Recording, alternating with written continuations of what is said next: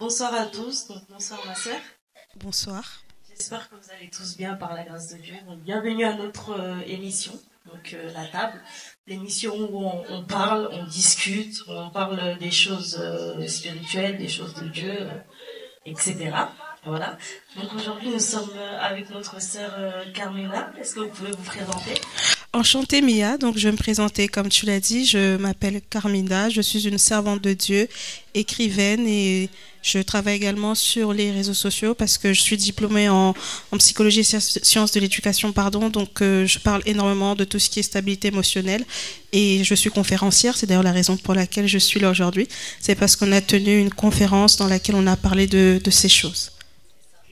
Et donc, est-ce que vous pouvez nous dire le thème qui a été abordé ce soir pour cette conférence? Oui, évidemment. Alors, on a parlé du déséquilibre mental, un danger pour l'Église. Donc, vous l'avez bien compris, nous allons aborder le thème d'équilibre mental. Donc, je vais vous poser des questions. Bien sûr. Et ça sera un dialogue. Il n'y a pas de problème, je vous écoute. On peut se tutoyer quand même, hein? C'est peut-être plus simple. Donc, la première question. Qu'est-ce que c'est que la santé mentale exactement? Alors, la santé mentale exactement, donc je pourrais pas l'expliquer exactement, non pas parce que ça n'existe pas, c'est juste que ça sera une définition très vaste et on n'aura pas forcément le temps. Donc moi, je préfère l'expliquer en quelques mots. Il faut savoir que la santé mentale englobe plusieurs aspects de l'être humain, généralement qui touchent à l'âme, donc tout ce qui est stabilité émotionnelle, problèmes psychologiques, enfin problèmes ou pas hein, d'ailleurs, psychologiques, les relations sociales. Donc on va être vraiment dans plusieurs domaines. C'est d'ailleurs pour ça que je vais pas donner une définition exacte, sinon on s'en sortirait pas. Mais en tout cas, si on doit retenir quelque chose de la stabilité de la santé mentale, pardon, ça sera vraiment tout ce qui est lié à la stabilité émotionnelle, la gestion des émotions, etc. Ou du moins comment manifester, exprimer ses émotions. Ça va être les relations sociales, donc ça va être les relations professionnelles, amoureuses, familiales, etc. Et ça va être, oui, ça va être vraiment tout ça. Et donc, j'aimerais savoir, parce que vous avez dit, tout à l'heure, vous nous avez expliqué, enfin, vous venez de nous expliquer ce que c'était que la santé mentale, etc. Et j'aimerais savoir comment on se rend compte qu'on est dans une période difficile. Si par exemple on a besoin d'un suivi psychologique ou autre, comment savoir que là ça va pas et que on a besoin de s'exprimer, d'extérioriser ce qu'on ressent. Après, l'objectif, ça serait quand même que, comment dire, il y a ce qu'on va appeler des paliers. C'est-à-dire, il y a des dimensions, des niveaux. L'objectif, c'est que ce serait que les premiers problèmes qu'on rencontre, ou du moins les premières difficultés, qu'on soit en capacité de pouvoir les guérir, entre parenthèses, tout seul. Et vraiment, quand on atteint une dimension, on sent qu'on ne peut plus y arriver seul. À ce moment-là, on va aller chercher de l'aide. C'est un peu comme le corps physique, hein, c'est-à-dire que quand tu as mal à la tête, tu ne cours pas voir le médecin parce que tu as mal à la tête. Maintenant, si tu sens que ton mal de tête perdure dans le temps, à ce moment-là, tu vas chercher. Donc, moi, mon objectif, c'est arriver d'abord à cette première dimension où la personne arrive à se gérer seule, c'est-à-dire arrive à réguler ses émotions. Et si maintenant, ça devient vraiment difficile, à ce moment-là, oui, effectivement, consulter est une autre solution. Et d'ailleurs, pour moi, je dirais que c'est la meilleure solution parce qu'il y a des choses qu'on ne peut pas faire seul. Maintenant, si on est dans la dimension où on doit le faire seul, alors la première chose qui serait nécessaire de savoir, c'est de se connaître soi-même. Très important. Parce qu'on a tous des manières différentes de réagir face aux réalités qui nous entourent. Parce qu'en réalité, ce qui crée en nous toutes ces émotions qu'on ressent, c'est la vie de tous les jours, c'est la vie quotidienne. Ça va être les amis, ça va être la famille, ça va être même les situations qu'on rencontre tout simplement. Donc comment est-ce qu'on sait qu'on est dans cette situation-là, c'est simplement quand on commence à sentir ce flot d'émotions à l'intérieur de nous, c'est quand on a on va dire cette difficulté qui va se présenter où on aura du mal à gérer ses émotions, à gérer sa colère, à gérer sa tristesse. On va être, en fait, l'émotion en elle-même n'est pas un problème. C'est très important de le souligner. Le fait d'être triste n'est pas un problème. Le fait d'être en colère n'est pas un problème. C'est le fait que ça dure, c'est le fait qu'on a du mal à gérer ça. C'est le fait qu'on a l'impression qu'on est en colère malgré nous. Et c'est à ce moment-là qu'en fait on commence à se rendre compte qu'il y a quand même quelque chose qui ne va pas. Donc on va avoir cette première phase où on va apprendre nous-mêmes à réguler les émotions. Maintenant, si on sent qu'on n'y arrive pas, bien évidemment, on va aller consulter un thérapeute. Comme tu as dit, tu as donné un exemple comme quoi, quand on a un problème, on va, par exemple, un problème de santé, on va directement voir un médecin. selon toi, pourquoi certaines personnes de nos jours n'arrivent pas à aller chercher de l'aide par rapport à leur santé mentale? Par exemple, il y a des psychologues qui existent pour nous aider justement. Pourquoi ces personnes-là, selon toi, n'arrivent pas à se dire oui, je vais faire cet acte-là, je vais aller voir un psychologue comme si j'allais voir un médecin ou mon ami ou autre? Alors moi je pense, et enfin, tu me rejoindras peut-être dans cette idée, je pense que c'est d'abord dû au fait qu'on n'est pas conscient de ces choses. Ça veut dire que on a plus de facilité à prendre conscience de ce qui se passe dans le corps parce que c'est visible. On le voit, donc on sait. Je vois que je suis blessée parce qu'il y a du sang qui coule. Donc je sais qu'il faut prendre en compte tout de suite et prendre soin de ça. Alors que ce qui se passe à l'intérieur, parfois on n'en a pas conscience. Des fois c'est le trop plein qui vient nous faire dire ah il y a quelque chose qui va pas. Donc quand on va se rendre qu'il y a quelque chose qui va pas, c'est pas dans notre nature ou du moins c'est pas encore tout à fait répandu d'aller consulter. En fait, c'est quelque chose de nouveau dans l'Église aujourd'hui de parler de consultation, de psychologue, de psychothérapeute. C'est des choses nouvelles. Avant, ça n'existait pas. Enfin, ça n'existait pas. Non pas que ces personnes-là n'existaient pas, mais ce discours, en tout cas, n'était pas aussi populaire qu'aujourd'hui. Donc, effectivement, il faut aussi laisser le temps à ce discours de cheminer.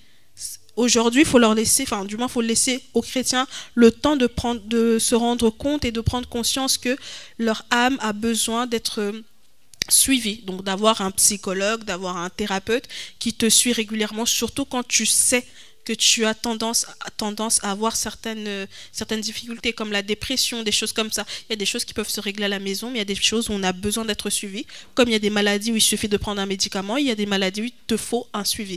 Donc je pense que c'est vraiment une notion de temps. Aujourd'hui, on ne peut pas en vouloir aux gens de ne pas consulter avec facilité parce que c'est quelque chose de nouveau. En tout cas, ce discours-là dans l'Église, encore plus dans les églises qu'on va dire communautaires, c'est des discours qui sont nouveaux.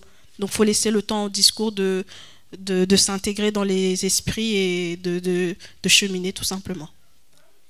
Et est-ce que tu penses que avoir toutes ces émotions-là, à force de ne pas parler de ça, ça peut impacter en quelque part notre santé, notre physique, enfin notre façon de, notre manière de d'agir avec les personnes autour de nous?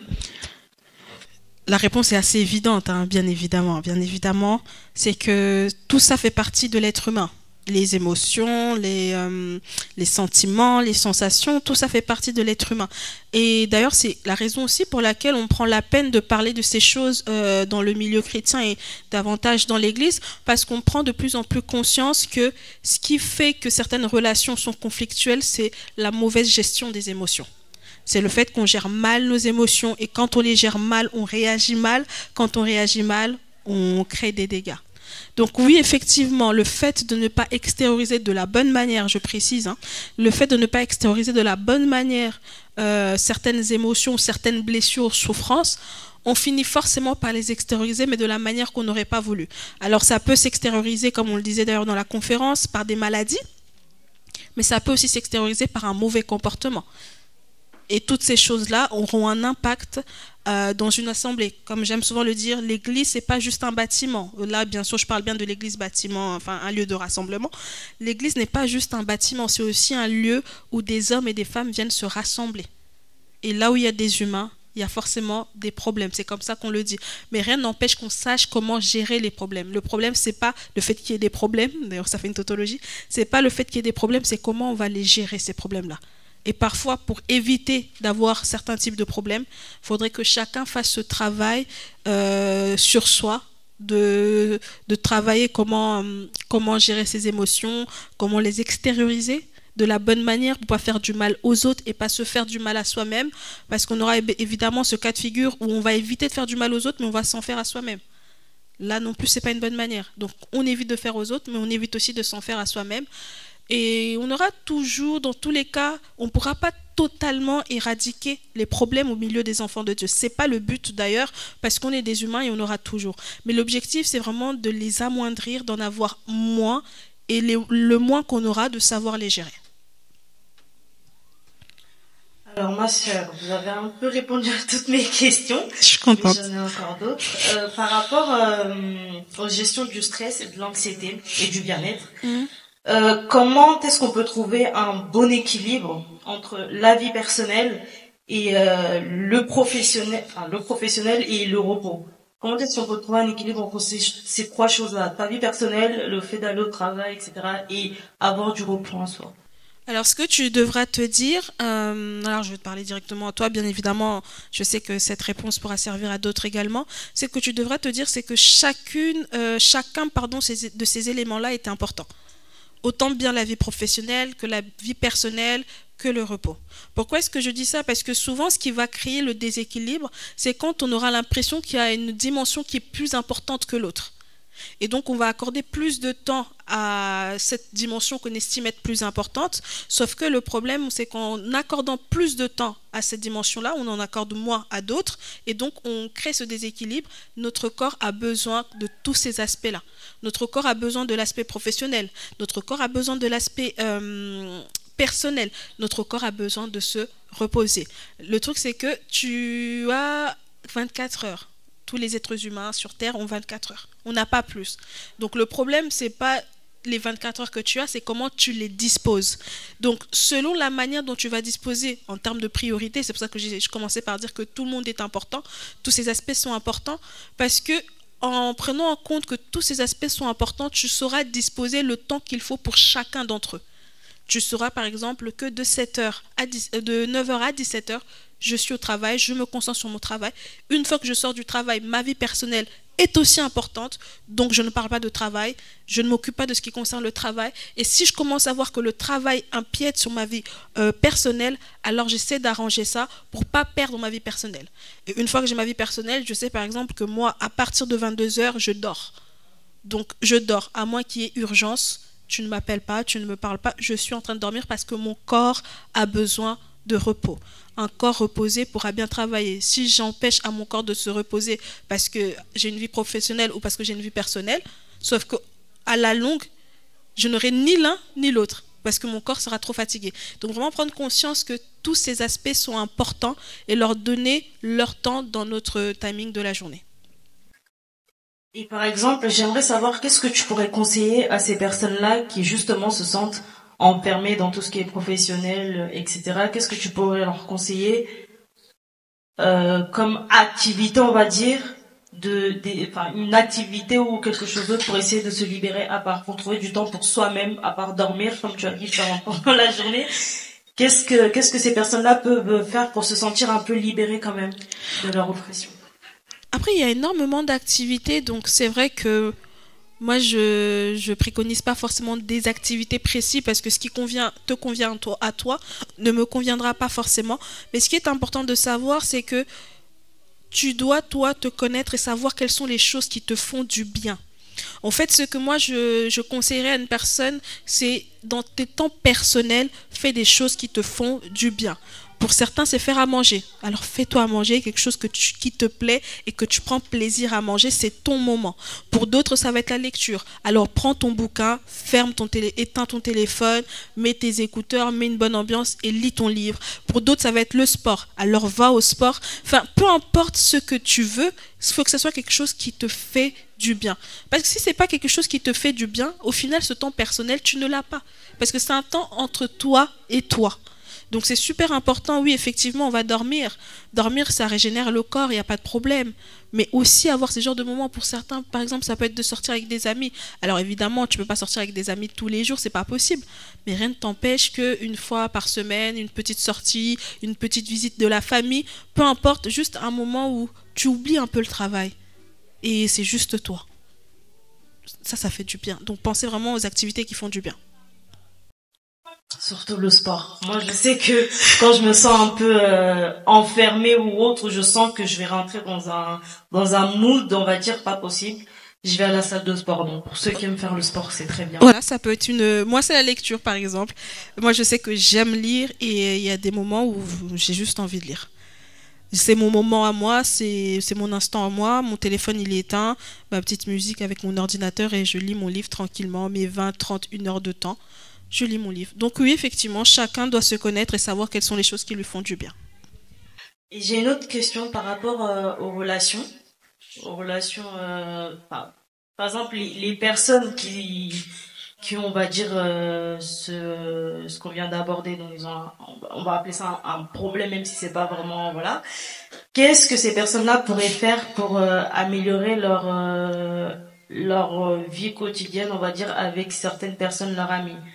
Comme on a dit, ces personnes, elles sont beaucoup trop isolées et certaines personnes peuvent venir juger, oui, elle est comme ça, comme ça, comme ça. Est-ce que cette personne-là doit faire un semblant de oui, je suis bien, ou vraiment doit montrer que non, moi ça va pas, et essayer de comprendre? Enfin, Oui, alors je comprends ce que tu veux dire. Il y a une différence entre l'isolement et la solitude. Il y a des personnes qui sont solitaires, c'est-à-dire qui sont juste des personnes qui aiment rester seules. Je fais partie de ces personnes-là. C'est des personnes qui aiment juste rester seules, passer du temps avec eux-mêmes. Ça ne fait pas d'eux forcément des personnes qui ne vont pas bien. En fait, ce qui est important déjà pour elle-même, la personne, c'est de savoir pour quelles raisons je suis mise à part. Est-ce que je me mets à part parce que juste c'est mon fonctionnement, c'est ma manière d'être, donc j'aime bien être seule, ou je me mets à part parce que je me sens pas bien? Selon donc la réponse, si elle se met à part parce que juste elle a envie d'être seule, mais il n'y a aucun souci, elle n'a pas l'obligation de se mélanger.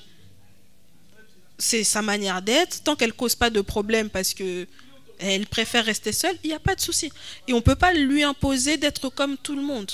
Par contre, si elle se met à part parce que ça ne va pas, à ce moment-là, moi, je propose à ce que cette personne soit ouverte au moins aux proches en leur expliquant « je ne vais pas bien et je veux rester seule ». C'est son droit. Il y a des personnes qui ont besoin d'un moment de recentrage pour pouvoir reprendre force, reprendre le contrôle sur les aspects qui les échappent un petit peu. Donc, c'est totalement dans leur droit de dire « je ne suis pas disponible ».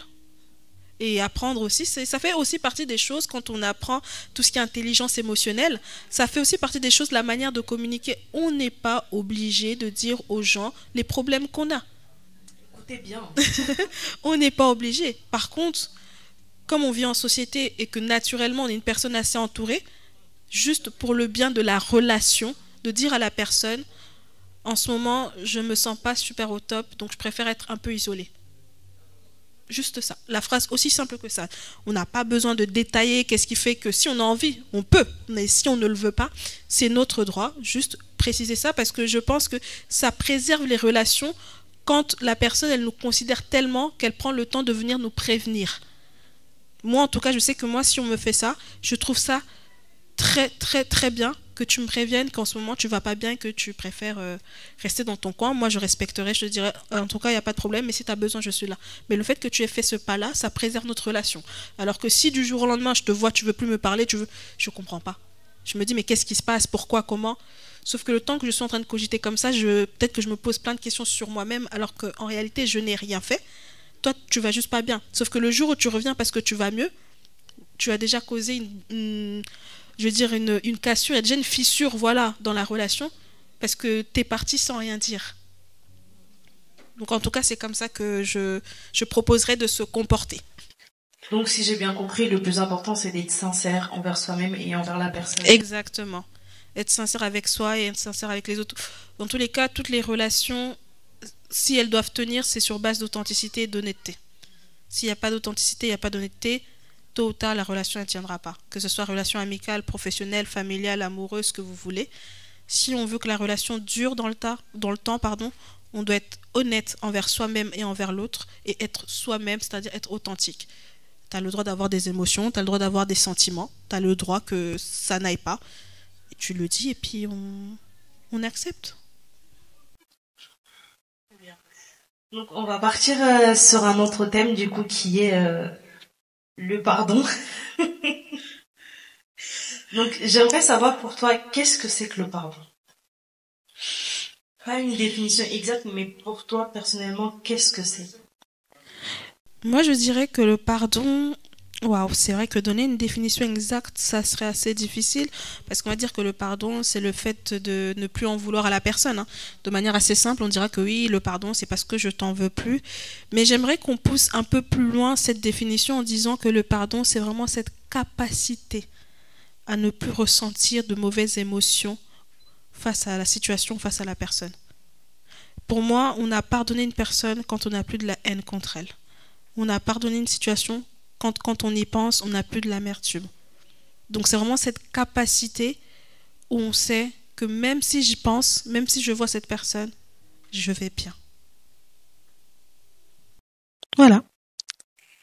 Et est-ce que tu penses que le fait de pardonner une personne, parce que souvent j'entends te dire oui, tu l'as pardonné, c'est bon, tournez la page, reviens ayez votre relation d'avant, etc.